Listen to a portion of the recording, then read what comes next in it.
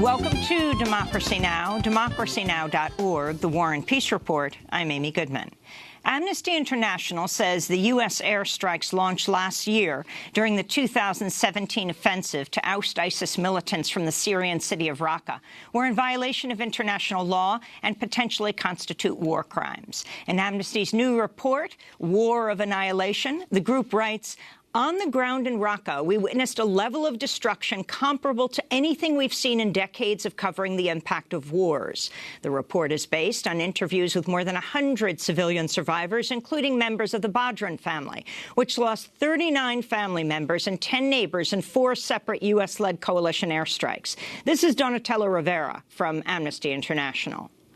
We're talking about airstrikes, which should be fairly precise. So if buildings after buildings were destroyed with entire families inside, something must have gone wrong, and that something must be investigated because the people of Raqqa deserve justice and they deserve to know what went wrong. But until now, coalition officials have refused to engage in any meaningful way. The Wall Street Journal reports the Trump administration is considering providing direct U.S. military support toward the Saudi-led offensive to seize control of Yemen's port city of Hodeidah, in what aid groups are warning could worsen the already catastrophic humanitarian crisis in Yemen. The Journal reports the United Arab Emirates, which is part of the Saudi-led coalition fighting Houthi rebels in Yemen, has appealed to the Trump administration to provide the direct support, which would further expand the U.S. role in the ongoing war that's killed 15,000 civilians, sparked the world's worst cholera epidemic, and pushed Yemen to the brink of famine. 80% of the humanitarian aid that's able to reach Yemen comes to the port city of Hodeidah, meaning if the Saudi coalition seizes the city, it could dramatically reduce food, water, and medicine in the besieged country. In Gaza, Israeli forces have shot and killed the cousin of the 21-year-old Palestinian medic Hassan al-Najjar, who was shot and killed by an Israeli sniper Friday. Israeli soldiers shot and killed Ramzi al-Najjar near the separation fence with Israel Monday. The Israeli military is claiming he was armed with an axe. The Israeli military has killed at least 120 Palestinians and wounded over 13,000 more amidst the Palestinians' nonviolent Great March of Return protests in Gaza that started March 30th. President Trump is continuing to attack Special Counsel Robert Mueller's investigation. On Monday, Trump tweeted, "The appointment of the Special Counsel is totally unconstitutional." Trump also tweeted, "As has been stated by numerous legal scholars, I have the absolute right to pardon myself." Unquote. In fact, as the New York Times reports, there's only one official opinion on whether a president can pardon himself. In August 1974, the acting head of the Justice Department's Office of Legal Counsel wrote in a memorandum that it would seem then President Richard Nixon could not pardon himself. A few days later, Nixon resigned. This comes as federal prosecutors for Special Counsel Robert Mueller have accused President Trump's former campaign chair, Paul Manafort, of attempting to tamper with the witnesses in the federal tax and money laundering case against him.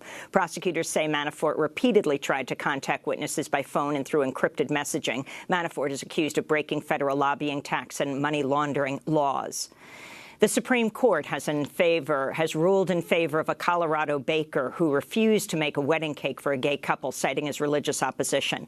In a narrow 7-2 decision, the justices faulted the Colorado Civil Rights Commission's handling of the claims brought against baker Jack Phillips, saying the commission had showed a hostility to religion. Though the case pitted claims of religious freedom against the fight for gay rights, the ruling stopped short of setting a major precedent on whether businesses can deny people services because of their sexual orientation. We'll have more on the Supreme Court ruling later in the broadcast. In Afghanistan, at least 14 people were killed when a suicide bomber attacked a gathering of religious leaders in the capital Kabul Monday. During the meeting, the clerics and religious scholars had declared suicide bombing a sin and the ongoing war in Afghanistan illegal under Islamic law. Shortly after making these proclamations, the bomber attacked the assembly. ISIS has claimed responsibility for the attack. In Jordan, anti-austerity protests continued into a fifth day despite Monday's resignation of Prime Minister Hani Mulki, who had pushed for the income tax increases backed by the International Monetary Fund. Education Minister Omar Azaz has reportedly been tapped to serve as the next prime minister. He has formerly worked for the World Bank. The ongoing protests are the biggest in Jordan in years. In Guatemala, the death toll from the eruption of the Fuego volcano has risen to 69 people. The volcanic eruption 25 miles southwest of the capital, Guatemala City, has buried whole villages in lava. The death toll is expected to rise as search and rescue efforts continue. Back in the United States, voters head to the polls today for primaries in Alabama, California, Iowa, Mississippi, Montana, New Jersey, New Mexico, and South Dakota. Among the races in Montana, Democrats will decide who faces off against Republican Congressmember Greg Gianforte, who physically attacked a Guardian reporter in 2017. In California, Democratic State Senator Kevin De Leon is vying to unseat Democratic U.S. Senator Dianne Feinstein. Dozens of people were arrested in civil disobedience protests in cities across the United States Monday during a national day of action for the new Poor People's Campaign. Thousands of low-wage workers, clergy, and community activists participated in sit-ins, marches, and rallies calling on lawmakers to guarantee health care and a healthy environment for all. In Washington, D.C., 28 people were arrested in the Capitol Rotunda Monday while protesting the disproportionate impact of disasters such as Hurricane Maria on the poor. In Topeka, Kansas, 16 people were arrested as they demanded Medicaid expansion at the state capitol building. And in Kentucky, 400 activists were denied entry to the state capitol Monday while protesting the nation's first work requirements for Medicaid. Monday's actions are the fourth week of nonviolent direct action from the new Poor People's Campaign. On Monday, President Trump abruptly disinvited the Super Bowl-winning Philadelphia Eagles from visiting the White House today, tweeting, "Staying in the locker room for the playing of our national anthem is as disrespectful to our country as kneeling. Sorry," unquote. During last year's NFL season, no Eagles player took a knee. NFL owners recently ruled teams would be fined if players take the knee during the national anthem. They're protesting racism and police brutality, though the owners said they can stay in the locker room. Former President Bill Clinton is facing criticism after he told NBC's Craig Melvin that he did not owe an apology to former White House intern Monica Lewinsky. Well, I asked if you'd ever apologized, and you said you had. I have. You've apologized to her. I apologize to everybody in the world. It is important to me that everybody who has been hurt know that the sorrow I feel is genuine. First and most important, my family, Monica Lewinsky and her family. But you didn't apologize to her. I have not talked to her. Do you feel like you owe her an apology? No, I do. I do not. I've never talked to her, but I did say publicly on more than one occasion that I was sorry. That's very different. The apology was public.